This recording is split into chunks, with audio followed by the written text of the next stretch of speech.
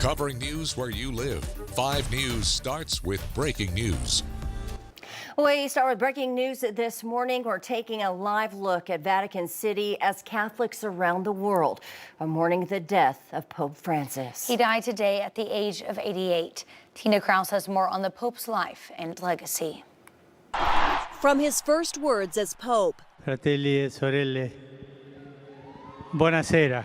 Francis displayed a humble style that earned him the nickname the People's Pope, often wearing plain robes and living in a small apartment at the Vatican. Born in Argentina in 1936, Jorge Bergoglio became a priest in 1969 and Archbishop of Buenos Aires in 1998. He earned another nickname there, the Bishop of the Slums. He rode the bus, cooked his own meals, and preached in the poorest neighborhoods.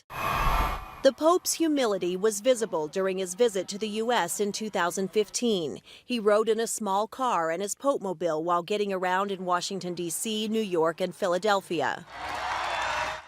In the land of the free, at the home of the brave.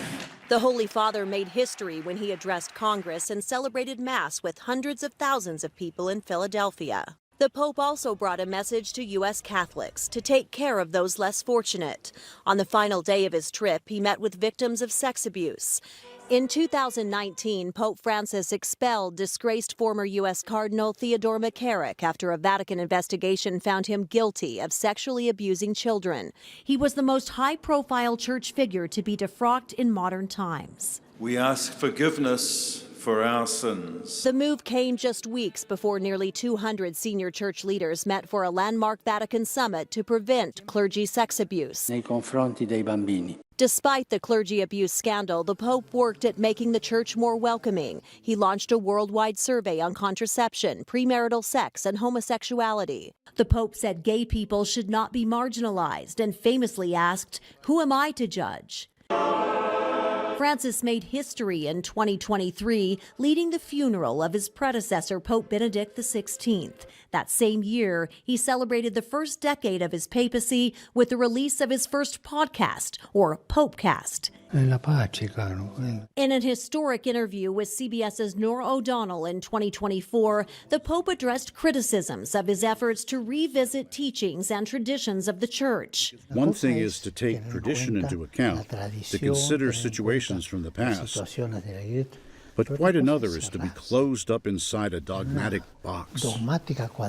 Francis, who had part of his lung removed when he was younger, battled a number of health issues in his later years, including hospitalizations for bronchitis. Supporters will forever remember him as a revolutionary pope, crediting him with choosing service and kindness over the power of the papacy. Tina Kraus, CBS News.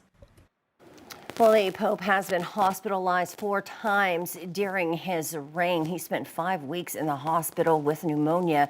Now, he was elected in 2013. He was already one of the oldest popes at 76 years old. Pope Francis received widespread credit for changing the tone of the church. However, conservative church teachings never changed during his reign.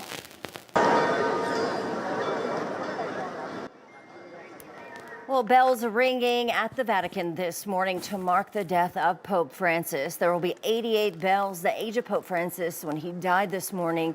Crowds gathering there in St. Peter's Square following the news, listening to the bells, leaving flowers, while also praying as well. The Pope's death came after he made a surprise appearance at the Vatican on Easter Sunday.